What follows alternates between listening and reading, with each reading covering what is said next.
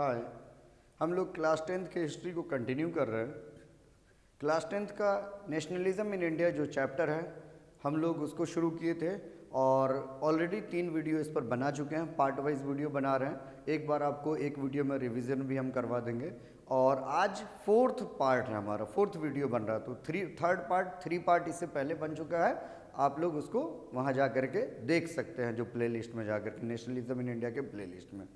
तो फोर्थ इससे पहले वाले पार्ट में हम लोग सिविल डिसोबीडियंस मूवमेंट के बारे में बात किए थे कि गांधी जी एक इरविन को एक लेटर लिखते हैं, लोगों की वॉइस रॉय होता है और उसमें इरविन को एक अल्टीमेटम लेटर होता है गांधी जी की तरफ से कि अगर हमारी ये सब डिमांड नहीं पूरी की गई तो हम 11 मार्च तक अगर हमारी ये सब डिमांड पूरी नहीं हुई तो हम एक बड़े आंदोलन की शुरुआत कर रहे हैं। इरविन उन सब डिमांड्स को पूरा नहीं करता और गांधी जी सॉल्ट सत्याग्रह शुरू करते हैं और सॉल्ट सत्याग्रह से ही सिविल डिसोबीडियंस मूवमेंट की शुरुआत होती है। और बताए भी थे सिविल डिसोबीडियंस मूवमेंट का मतलब क्या है। सिविल मतलब आम लोग, डिसोबे मतलब नहीं मानना, तो आम लोग अंग्रेज़ों के कानून को नहीं मानेंगे और उसका शुरुआत सॉल्ट सत्याग्रह से होता है। गांधी जी एक सॉल्ट सत्य मार्च निकालते हैं जिसको सॉल्ट मार्च कहा जाता है, इसकी नमक सत्याग्रह कहा जाता है। तो गांधी जी अपने साबरमती आश्रम जो कि अहमदाबाद में है वहाँ से पैदल मार्च निकालते हैं अपने 78 फॉलोअर्स के साथ और जो है दांडी जो कि एक गांव था उस कोस्ट पे जाते हैं, समुद्र के किनारे वाले गांव में, और वहाँ पर जो है वाटर को बॉयल कर करके नमक बनाते हैं और गांधी जी को गिरफ्तार कर लिया जाता है क्योंकि गांधी जी अंग्रेज़ों के कानून को वो वायोलेट कर रहे थे, ब्रेक कर रहे थे, लॉज को ब्रेक कर रहे थे इस वजह से। और गांधी जी नहीं, गांधी जी के जैसे और भी बहुत सारे लोगों की गिरफ्तारी होती है और यही चीज़ सभी जगहों पर जो है वो कॉपी किया जाता है, रेप्लिकेट होता है कि अलग अलग जगहों पर जो लोग सॉल्ट सत्याग्रह या जो है अंग्रेज़ों की का जो कानून था सॉल्ट लॉ उसको वायोलेट करता है। सॉल्ट लॉ क्या था कि ब्रिटिशियर्स एक का मोनोपोली था, सॉल्ट वही मैन्युफैक्चर कर सकते थे, इंडियन कोई सॉल्ट मैन्युफैक्चर नहीं कर सकता था और जो है वो मोनोपोली था ही, वही प्रोडक्शन करते थे और ज़्यादा से ज़्यादा टैक्स लगा करके बेचते थे, जिस वजह से सॉल्ट का दाम जो था, प्राइसेस जो था वो बहुत महंगा था। और गांधी जी इसको अच्छा इशू बनाते हैं कि सॉल्ट जो है इसेंशियल कमोडिटी है और सभी जो है वो उसको इस्तेमाल करते हैं, अमीर हो गरीब हो, किसी भी धर्म के हों, किसी भी कास्ट के हों, किसी भी सोशल स्टेटस के हों। तो उस सॉल्ट का जो प्राइसेस बढ़ा हुआ था उससे सभी लोग परेशान थे और ये एक अच्छा इशू था जिस पर गांधी जी सोचे कि सभी लोग यूनाइट हो सकते हैं और इस तरीके से सिविल डिसोबीडियंस मूवमेंट की शुरुआत हो जाती है। अब देखे भी थे कि लास्ट वीडियो में कि सिविल डिसोबीडियंस मूवमेंट वो ख़त्म कब होता है, तो ख़त्म होता है गांधी इरविन पैक्ट से, जो कि हमारा आज का टॉपिक यहीं से शुरू होगा। अब देखिए इधर सिविल डिसोबीडियंस मूवमेंट शुरू हुआ और लंदन में साथ साथ राउंड टेबल कॉन्फ्रेंस चल रहा था। तो राउंड टेबल कॉन्फ्रेंस क्या है उसको पहले हम बता देते हैं। राउंड टेबल कॉन्फ्रेंस था क्या, तो हम बताए थे साइमन कमीशन आया था। साइमन कमीशन किस लिए आया था कि इंडिया में जो गवर्नमेंट ऑफ इंडिया एक्ट है, जो पहले वाली कानून थी जो 10 साल पहले लाई गई थी, वो कितना अच्छा से फंक्शन कर रहा है और उस कानून में क्या क्या बदलाव की ज़रूरत है, उसके लिए साइमन कमीशन आया था। साइमन कमीशन में 7 मेंबर बॉडी था, कोई भी एक इंडियन मेंबर नहीं होने की वजह से, सातों के सातों ब्रिटिशियर्स थे, कोई इंडियन मेंबर नहीं था। इस वजह से यहाँ के लोगों ने साइमन कमीशन का प्रोटेस्ट किया और साइमन गो बैक के नारे वगैरह सब लगाए। तो साइमन कमीशन का बहुत ज़्यादा इंडिया में प्रोटेस्ट हुआ। साइमन कमीशन जो रिपोर्ट जमा करती है ब्रिटिश पार्लियामेंट के पास, तो अंग्रेज़ी हुकूमत को ऐसा लगता है कि इंडियंस लोगों की बात मान लेनी चाहिए आगे कोई कानून इनेक्ट करने के लिए, कोई कानून लाने से पहले, क्योंकि ऑलरेडी साइमन कमीशन पर बहुत ज़्यादा प्रोटेस्ट हुआ था। तो ब्रिटिशियर्स जो है वो एक कॉन्फ्रेंस बुलाते हैं कि साइमन कमीशन की रिपोर्ट पर डिस्कशन होगी और आगे नया कानून आएगा। अब देखिए साइमन कमीशन में भी बुक्स में ऐसे लिखा हुआ कॉन्स्टिट्यूशनल रिफॉर्म के लिए साइमन कमीशन बनाई गई थी और राउंड टेबल कॉन्फ्रेंस के लिए भी कॉन्स्टिट्यूशनल रिफॉर्म लिखा हुआ कि कॉन्स्टिट्यूशनल रिफॉर्म के लिए राउंड टेबल कॉन्फ्रेंस बुलाई गई थी। तो कॉन्स्टिट्यूशनल रिफॉर्म मतलब एक वर्ड में लिख दिया गया, कोई गलत नहीं लिखा है, एकदम सही लिखा है। कॉन्स्टिट्यूशनल रिफॉर्म मतलब होता है कानून में बदलाव के लिए। तो साइमन कमीशन भी अपॉइंट किया गया था कानून में ही बदलाव के लिए और फिर साइमन कमीशन के रिपोर्ट पर जो राउंड टेबल कॉन्फ्रेंस पर डिस्कशन होगा कि अगला कानून कैसा होगा उसके लिए। ठीक है, तो कोई गलत नहीं लिखा हुआ, आप कॉन्स्टिट्यूशनल रिफॉर्म लिख सकते हैं और आपको ऐसे सहूलत हो नए लॉज के लिए तो आप ये भी लिख सकते हैं। तो 3 राउंड टेबल कॉन्फ्रेंस हुआ था लंदन में, ब्रिटिश गवर्नमेंट जो है वो कॉन्फ्रेंस बुलाया था।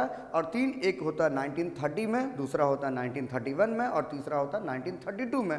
तो जिस वक्त इंडिया में सिविल डिसोबीडियंस मूवमेंट चल रहा था 1930 में, उसी टाइम में लंदन में फर्स्ट राउंड टेबल कॉन्फ्रेंस भी हुआ, जिस वजह से इंडिया में जितने भी कांग्रेस के बड़े बड़े लीडर सब थे या फ्रीडम स्ट्रगल के लीडर सब थे वो जेल के अंदर थे। तो कांग्रेस की तरफ से कोई भी आदमी वहाँ, कोई भी लीडर्स पार्टिसिपेट नहीं किया था। B.R. अम्बेडकर या और भी बहुत सारे लीडर सब वहाँ ऑलरेडी गए थे। चूंकि कांग्रेस बड़ी पार्टी थी, ज़्यादातर आबादी को रिप्रेजेंट कर रही थी, इसी वजह से कांग्रेस से कोई मेंबर्स नहीं गया, इसी वजह से राउंड टेबल कॉन्फ्रेंस सक्सेसफुल नहीं हुआ, फर्स्ट राउंड टेबल कॉन्फ्रेंस। तो फर्स्ट राउंड टेबल कॉन्फ्रेंस के फेल्योर के बाद ब्रिटेन से लॉर्ड इरविन पर एक जो है प्रेशर पड़ता है कि सेकेंड राउंड टेबल कॉन्फ्रेंस जो नेक्स्ट ईयर होने वाला 1931 में, तो उसमें इंडियन कोई किसी भी इंडियन का पार्टिसिपेशन इंश्योर करवाया जाए, खास करके कांग्रेस पार्टी की तरफ से जो है पार्टिसिपेशन इंश्योर करवाया जाए कि कांग्रेस पार्टी की तरफ से किसी को वहाँ भेजा जाए, ये जिम्मेदारी थी लॉर्ड इरविन की। तो इस वजह से लॉर्ड इरविन गांधी जी से मिलते हैं पुणे के यरवदा जेल में, और गांधी और इरविन के बीच जो है एक समझौता होता है जिसको गांधी इरविन पैक्ट कहते हैं। अब ये समझौता क्या था, Gandhi Irwin pact? Lord Irwin Gandhi ji को राजी करते हैं कि वो गांधी जी जो है वहाँ राउंड टेबल कॉन्फ्रेंस में, सेकंड राउंड टेबल कॉन्फ्रेंस में पार्टिसिपेट करने के लिए लंदन जाए और सिविल डिसोबीडियंस मूवमेंट को वापस ले ले। और गांधी जी कुछ शर्त जो है वो इरविन के सामने रखते हैं। सबसे पहला शर्त था कि उनको रिलीज़ किया जाए, मतलब प्रिजन से छोड़ा जाए, कैद से रिहा किया जाए। दूसरा कि उनके साथ साथ जितने भी पॉलिटिकल प्रिजनर था, पॉलिटिकल प्रिजनर मतलब कि जो सब प्रोटेस्ट और पीसफुल प्रोटेस्ट, अनशन वगैरह करते हुए या मूवमेंट के दौरान जिन लोगों को गिरफ्तार किया गया, तो ये शर्त था। इसके अलावा और भी शर्त था कि जो कोस्टल एरिया है उन सब कोस्टल एरियाज में जो है नमक मैन्युफैक्चर करने दिया जाए इंडियन लोगों को, तो वो पार्शियल दिया गया था, थोड़े बहुत मैन्युफैक्चर कर सकते हैं कोस्टल एरियाज वगैरह में। तो यही जो समझौता है, इसी समझौते को कहते हैं गांधी इरविन पैक्ट। तो गांधी इरविन पैक्ट के बाद गांधी जी को रिलीज कर दिया जाता है। गांधी जी लंदन जाते हैं राउंड टेबल कॉन्फ्रेंस में, सेकंड राउंड टेबल कॉन्फ्रेंस में, और वहाँ पर बात कुछ और होनी थी कॉन्स्टिट्यूशनल रिफॉर्म के लिए, लेकिन ऑलरेडी वहाँ पर बात होने लगी जो दलित लोगों के या डिप्रेस्ड क्लास लोगों के रिजर्वेशन के लिए, और जिस वजह से Gandhi ji second round table conference भी सक्सेसफुल नहीं हुआ। गांधी जी छोड़ करके वापस आ गए और इंडिया में दोबारा फिर से जो है वो सिविल डिसोबीडियंस मूवमेंट शुरू कर दिए। अब इस बार गांधी जी दोबारा जब सिविल डिसोबीडियंस मूवमेंट शुरू किए तो इस बार उतना लोगों का सपोर्ट नहीं मिला और उतना मोमेंटम जो है नहीं मिला। 1933-34 तक सिविल डिसोबीडियंस मूवमेंट जो है वो कमज़ोर हो चुका था। गांधी जी को फिर से दोबारा गिरफ्तार कर लिया गया था। तो ये सब सारी चीज़ें हैं। तो आगे देखिए हम लोग देखते हैं। उससे पहले बता दें 3 राउंड टेबल कॉन्फ्रेंस हुआ। गांधी जी सिर्फ सेकेंड राउंड टेबल कॉन्फ्रेंस में पार्टिसिपेट करते हैं और तीनों राउंड टेबल कॉन्फ्रेंस में वो अम्बेडकर, B.R. अम्बेडकर साहब जाते हैं, वहाँ पर पार्टिसिपेट करते हैं। तो देखिए यहाँ पर round table conference, it was a conference called by the British government. ये एक कॉन्फ्रेंस था जो ब्रिटिश गवर्नमेंट ने बुलाई थी इन लंदन। कहाँ पर हुआ था? ये लंदन में हुआ था। To discuss about the report of the Simon Commission, Simon Commission की रिपोर्ट पर डिस्कशन करने के लिए, and to bring a change in the laws, जिसको कॉन्स्टिट्यूशनल लॉ मैटर भी कहते हैं, और कानून में, नए कानून में बदलाव के लिए, मतलब जो पुराने कानून में बदलाव होंगे, नए कानून लाए जाएंगे, तो इन सब चीज़ों के लिए। और साइमन कमीशन भी इसीलिए अपॉइंट की गई थी कि वो सजेस्ट करे कि नए कानून में क्या क्या जो है वो बदलाव होने चाहिए, नए क्या क्या चीज़ होने चाहिए। 3 conference was held. Round table conference जो हुआ वो 3 कॉन्फ्रेंस हुआ।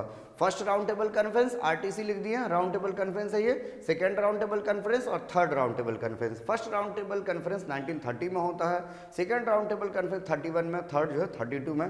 तो ये तीनों राउंड टेबल कॉन्फ्रेंस में B.R. अम्बेडकर पार्टिसिपेट करते हैं, और सेकेंड राउंड टेबल कॉन्फ्रेंस जो कि 1931 में हुआ उस गांधी जी पार्टिसिपेट करते हैं। हम पहले भी बताए थे कि Gandhi ji first round table conference में इंडिया में सिविल डिसोबीडियंस मूवमेंट चल रहा था, जिस वजह से गांधी जी और कांग्रेस के जो भी बड़े बड़े लीडर्स सब थे उसको गिरफ्तार कर लिया गया था सॉल्ट लॉज को ब्रेक करने की वजह से, दांडी यात्रा के दौरान, दांडी मार्च के दौरान। तो इसी वजह से कांग्रेस की तरफ से कोई लीडर नहीं जा पाया था और वो फेल हो गया था। उसके बाद जो है वो इरविन पर प्रेशर बढ़ता है, इरविन गांधी जी से मिलते हैं और गांधी इरविन पैक्ट होता है। तो यहाँ देखिए ये गांधी इरविन पैक्ट हुआ कब? 1930 में।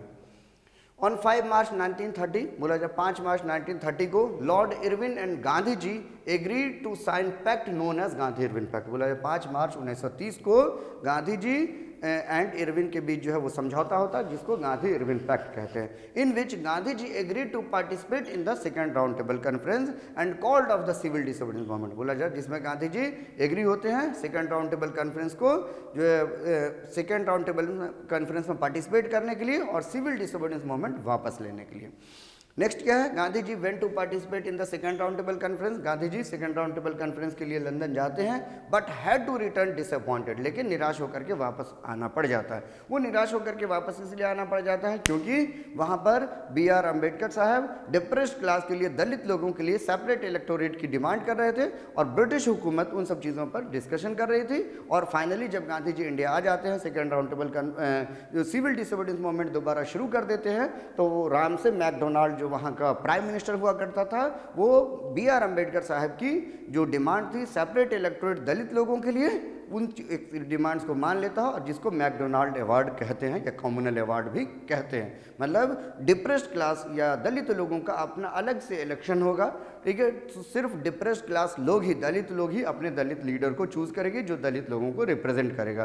तो जैसे ही ये कानून पास होता है, राम से मैकडोनाल्ड अवार्ड जो कानून पास होता है, ये ऑर्डर होता है, तो गांधी जी अब अनशन पर बैठ जाते हैं, अमरण अनशन जिसको कहते हैं, जो गांधी जी का अमरण अनशन था। उसके बाद देखते हैं गांधी जी को और अम्बेडकर को गांधी B.R. अम्बेडकर साहब को गांधी जी से मिलवाया जाता है और जो है दोनों के बीच समझौता होता है, पूना पैक्ट। तो देखिए क्या है, Gandhi ji relaunch the civil disobedience movement. Gandhi ji दोबारा सिविल डिसोबीडियंस मूवमेंट लॉन्च करते हैं, but by 1934 it lost momentum. 1934 तक सिविल डिसोबीडियंस मूवमेंट जनरली कमज़ोर पड़ जाता क्योंकि गांधी जी को दोबारा गिरफ्तार कर लिया गया था। अब आगे क्या, पूना पैक्ट देखिए, पूना पैक्ट क्या था। It was the pact, pact समझौते को कहते हैं, एक समझौता था जो साइन किया गया था between Gandhi ji and the B.R. Ambedkar. Gandhi ji और B.R. अम्बेडकर साहब के बीच ये समझौता साइन किया गया था on the granting of separate electorate for the Dalit by the British government. British government जो दलित लोगों को सेपरेट इलेक्टोरेट दे दी थी, उस वजह से गांधी जी एक अनशन पर बैठ जाते हैं और जो गांधी जी का इंडिया में दूसरा भूख हड़ताल था, फास्ट अनटू डेथ था, ठीक है। तो पुणे में ही गांधी जी वो फास्ट अनटू डेथ पर बैठते हैं। अब जो है जब Gandhi ji fast unto death पर थे तो कुछ लीडर्स जो है मदन मोहन मालवीय और M.R. जयकर ऐसे लीडर्स थे जो अम्बेडकर को मिलवाते हैं किनसे, गांधी जी से, ठीक। और दोनों के बीच समझौता होता है, उसी समझौते को पूना पैक्ट कहते हैं। इसमें गांधी जी ये कामयाब हो जाते हैं कि अम्बेडकर साहब को समझाने में कि सेपरेट इलेक्टोरेट दलित लोगों के इंटरेस्ट के लिए या दलित लोगों के फेवर में नहीं है। दलित लोगों को अगर सेपरेट इलेक्टोरेट दे दिया जाएगा तो दलित हमेशा के लिए वो सोसाइटी से आउटसाइड हो जाएगा और मेन स्ट्रीम सोसाइटी से उसका कभी कंपटीशन नहीं होगा। और गांधी जी कहते हैं, एडवोकेट करते हैं कि सेपरेट इलेक्टोरेट के बजाय दलित लोगों को रिजर्वेशन दे देना चाहिए, तो दलित लोगों को रिजर्वेशन दिया जाता, सेपरेट इलेक्टोरेट की बात खत्म हो जाती है वहीं पर। यही समझौता है पूना पैक्ट। अब इस तरफ हम लोग देखते हैं how participation saw the movement. बोला जाए सिविल डिसोबीडियंस मूवमेंट में जितने लोग पार्टिसिपेट करते हैं तो वो किस मकसद से पार्टिसिपेट करते हैं या उनका नज़रिया क्या रहता है। जैसे हम लोग देखे थे नन कॉपरेशन मूवमेंट में, नन कॉपरेशन मूवमेंट में बहुत सारे लोगों ने पार्टिसिपेट किया, शहर के लोग पार्टिसिपेट किए, गाँव के लोग पार्टिसिपेट किए, पीजेंट पार्टिसिपेट किया, ट्राइबल लोग पार्टिसिपेट किया, और फिर हम देखते हैं जो प्लांटेशन वर्कर्स वो भी पार्टिसिपेट किया था। लेकिन सभी का स्वराज का मतलब या सभी किस वजह से पार्टिसिपेट कर रहे थे, सभी का वजह अपना अलग अलग था और सभी अपने अपने तरीके से मीनिंग ऑफ स्वराज को लिया था। ये नन कॉपरेशन मूवमेंट की बात है। लेकिन ये जो सिविल डिसोबीडियंस मूवमेंट है, यहाँ पे भी हम अलग अलग लोगों का मकसद समझते हैं कि आखिर लोग जो है जो पार्टिसिपेट किया तो किस मकसद से पार्टिसिपेट किया, वो क्या चाहते थे, उनकी क्या परेशानी थी और वो क्या चाहते थे, ठीक है। तो यहाँ देखिए क्या सभी का मकसद एक था। यहाँ देखिए तो सबसे पहला रिच पीजेंट क्यों पार्टिसिपेट किए थे और जो है क्या चाहते थे। देखिए rich peasant expected the revenue tax to be reduced. बोला जा रहा जो अमीर किसान थे वो चाहते थे ब्रिटिश गवर्नमेंट जो टैक्स ले रही है इन लोगों से वो कम कर दिया जाए, ठीक है।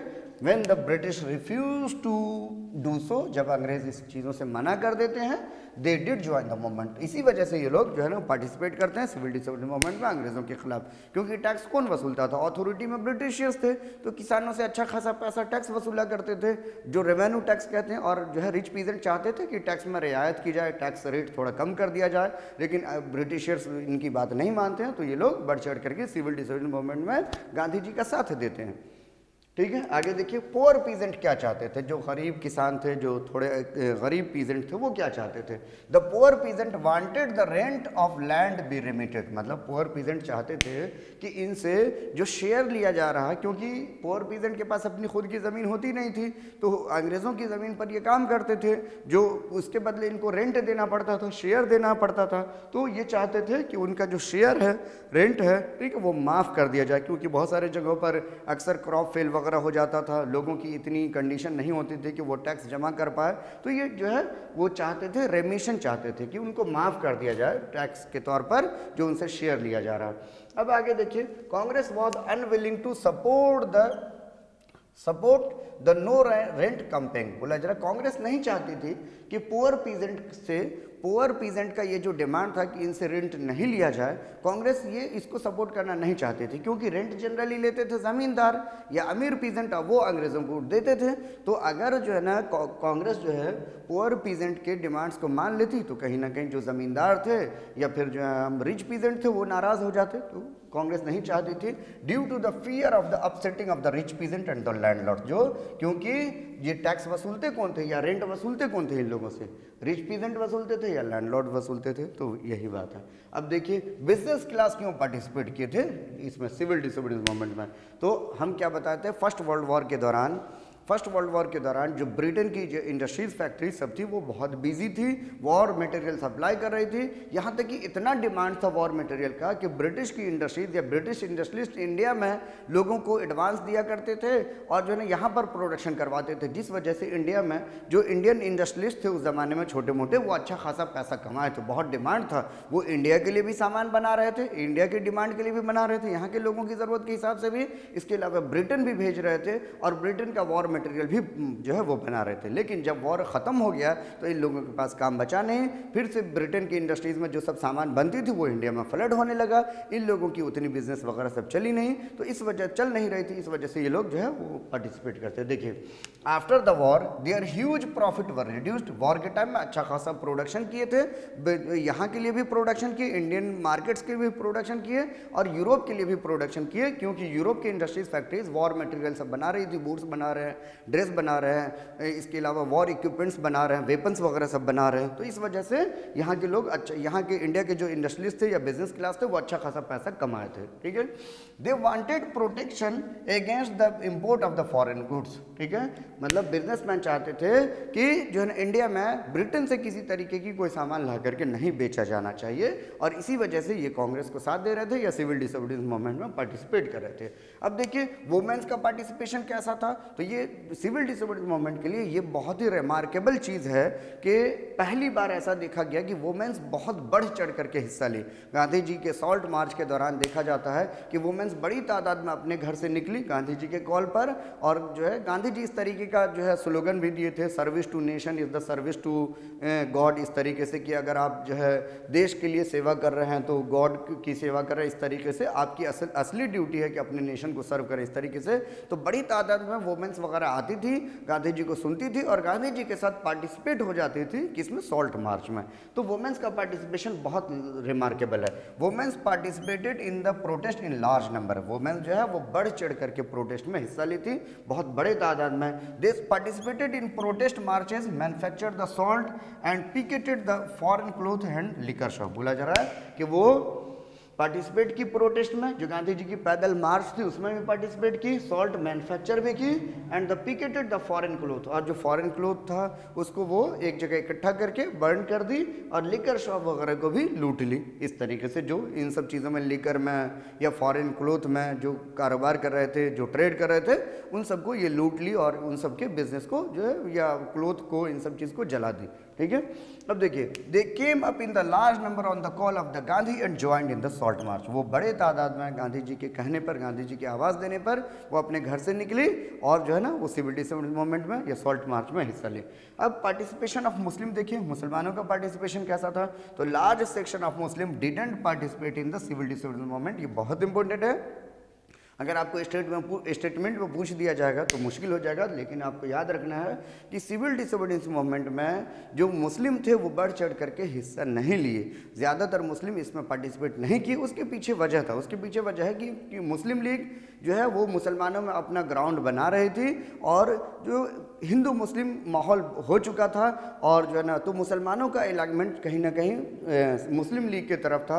उन लोगों को ऐसा लग रहा था कि यहाँ पर हिंदू मेजोरिटी में हमारी आइडेंटिटी कहीं ना कहीं धूमिल हो जाएगी, हमारी आइडेंटिटी जो है वो ख़राब हो जाएगी, मेजोरिटी यहाँ पर हावी रहेगा, तो वो कहीं ना कहीं मुस्लिम लीग की तरफ एलाइन कर रहे थे। तो मुस्लिम लीग नहीं पार्टिसिपेट की थी, इसलिए नहीं पार्टिसिपेट की। देखिए, large section of the Muslim didn't participated in the civil disobedience movement due to the growing influence of the Muslim League. Muslim League का इन्फ्लुएंस बढ़ रहा था और माहौल हिंदू मुस्लिम गाय गोबर इन सब चीज़ों का माहौल बहुत बुरा था, ठीक है, among the Muslim and the alienation from the Congress. और मुस्लिम लोग कहीं ना कहीं थोड़ी बहुत कांग्रेस से वो अपने आप को अलग फील कर रहे थे। उन लोगों को ऐसा लग रहा था कि हिंदू मेजोरिटी कंट्री है और तो मुसलमानों की अपनी आइडेंटिटी और कल्चर ये सब चीज़ सबमर्ज हो जाएगी, मुसलमानों की कहीं ना कहीं जो मेजोरिटी माइनॉरिटी पर हावी हो जाएगा। इसीलिए ये लोग कांग्रेस से थोड़े अलग हो चुके थे और मुस्लिम लीग की तरफ अलाइन कर रहे थे।